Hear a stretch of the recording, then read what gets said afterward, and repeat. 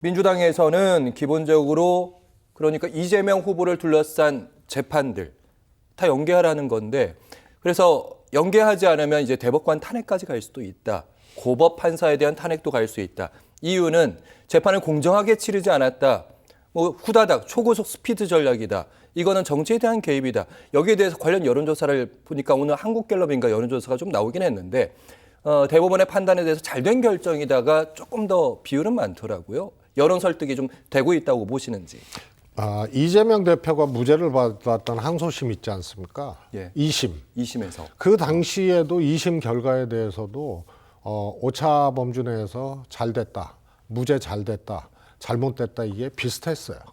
그래서 그것이 딱 사법적 판단에 대한 판결에 대해서 매우 이례적인 거거든요.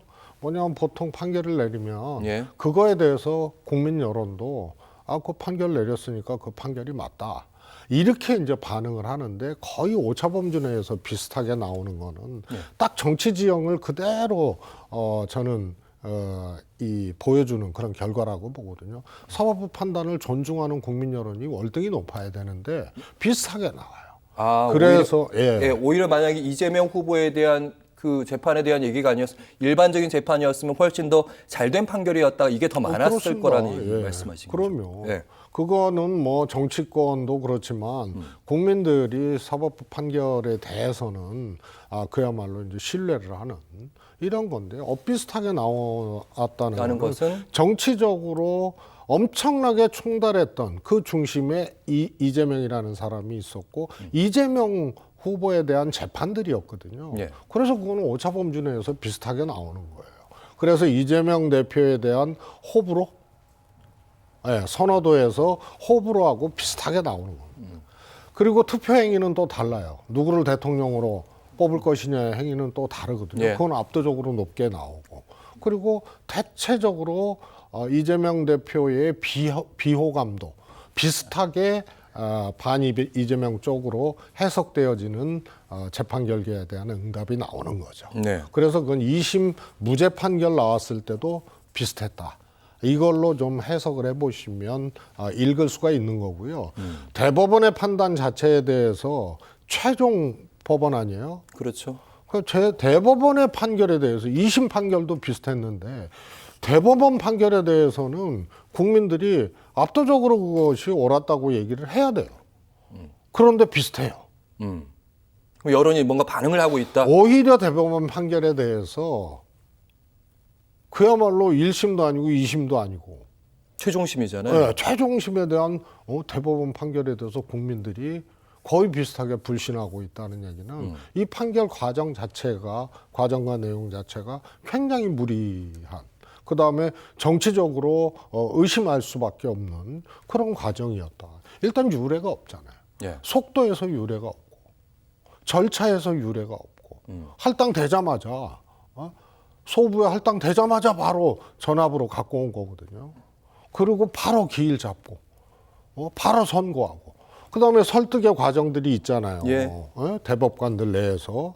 근데 이거 시간이 전혀 없으니까 없이. 요 얘기 말씀드릴게요. 어쨌든 12일까지는 이번 15일에 재판이 열리는데 관련제 파기환 송심이 열리는데 12일까지는 무조건 연계하도록 해야 해. 그래야 우리 후보가 대선 선거운동을 하지 않느냐.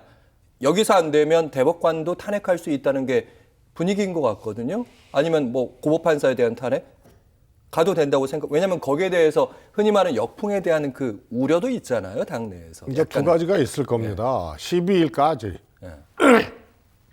이 재판을 연기를 해라. 라고 하는 거는 좀 상식적인 요구거든요. 이 대통령 후보가 선거운동 과정에 재판을 받아야 되고 최소한 이거는 이거는 좀 법원에서 너무 이제 지나친 거기 때문에 그것에 대해서 민주당이 요구를 한 거고요. 근데 요거는 신호탄 정도일 겁니다.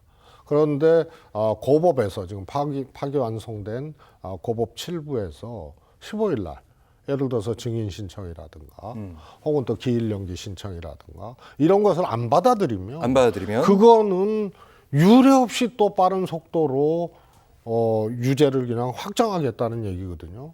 그래서 정치 대선 스케줄하고 공교롭게 똑같이 가고 있는 거예요. 법원이 예. 대법도 그랬고 그러면은 이거는 법원이 정치에 개입하는 거고 대선에 개입한다고 그 눈앞에 그거는 확정적으로 보여지는 거기 때문에 예. 그게 진짜 제가 보기엔 고등법원의 해당 재판부를 탄핵할 수 있는 그런 게 요번에 이제 이 선거운동 기간 12일 전까지는 재판 열지 말아라라고 요구한 거는 신호탄이고 결정적으로는 15일 고법 첫 심리에서 그렇겠죠. 그때 기일 연기라든가 증인 신청을 안 받아주게 되면 예. 그런 탄핵이 불가피하다라고 해석되어지죠. 그 의견 짧게 드릴게요. 그러면 뭐 고법 판사뿐만 아니라 조희대 대법관만 탄핵할 수도 있는 거고 아니면 대법관 10명에 대한 탄핵 얘기도 나오는데 왜냐하면 너무 이렇게 그러니까 누가 좀 더 무리수를 두냐 사법부냐 아니면 민주당이냐 여기에 대해서 여론정이 왔다 갔다 할 것 같아서 어느 정도 해야 된다고 보세요? 저는요, 이제 두 가지 다 해당이 되는데요. 일단 대법 판결은 저거는 유례도 없고 내용적으로도 정말 심각한 내용이거든요. 이게 정치인의 기준에서 그동안 이제 뭐 표현의 자유 확대라든가 이런 걸로 판결을 해왔어요. 예. 특히 그 박영재 주심이 그 작년에 무죄 취지로 환송했던 파기환송했던 예. 그 당사자거든요. 예. 그런데 지금은 시각을 유권자의 기준으로 유권자에게 상당한 심리적 영향을 미쳤다라고 얘기를 해요. 예. 근데 이게 3년 전 사건이거든요. 대선은 끝났거든요. 이재명 졌거든요. 그런데 국민들이 압도적으로 지지를 하거든요. 그러면은 지금 선거 과정에서 발생했던 문제도 아니고 이미 국민적 판단이 끝난 거예요. 근데 여기서 유권자의 시각이라는 거, 3년적 유권자의 시각을 끌어오거든요. 근데 그 유권자들은 물론 사망한 사람도 있고 예. 하지만 지금 유권자하고 비슷해요. 네. 그래서 지금 유권자들이 1등 후보로 압도적 지지를 보내고 있는 이재명인데 유권자의 시각으로 갑자기 바뀌어요. 정치인의 시각에서. 어쨌든 저희가 시간이 이제 다 끝나가지고 권한 대 권한이 이제 행사되는 건데 어디까지 민주당은 권한을 행사해야지 여론의 그 한계라는 게 존재할 거 아닙니까? 저는 일단 고법에 좀 포인트를 두고 싶어요. 대법이 지난번에 파기환송 그 아주 그냥 번개풀의 재판 구원목은 그런 걸 보면 정치적 의도가 저는 분명하다고 보거든요. 그래서 대법은 예를 들어서 아예 그냥 바로 기각을 해버릴 수도 있고 네. 그래서 타이밍을 놓칠 수도 있어요. 고법 차원에서 민주당이. 그래서 고법 차원에서 정당한 증인 신청이라든가 예. 기일 연기라든가 이런 것들이 안 받아들여진다는 거는 대법하고 똑같이 이거는 후보 자격을 법의 이름으로 사실상 박탈하겠다. 알겠습니다. 이런 걸로 확정적으로 읽혀지는 거기 때문에요. 고법에 오히려 포인트를 두고 민주당이 권한을 대응하는 행사해야 것이 된다. 저는 맞다고 봅니다. 알겠습니다. 오늘 있었던 정치 시사 현안 최재성 전 청와대 정무수석과 함께했습니다. 고맙습니다. 감사합니다.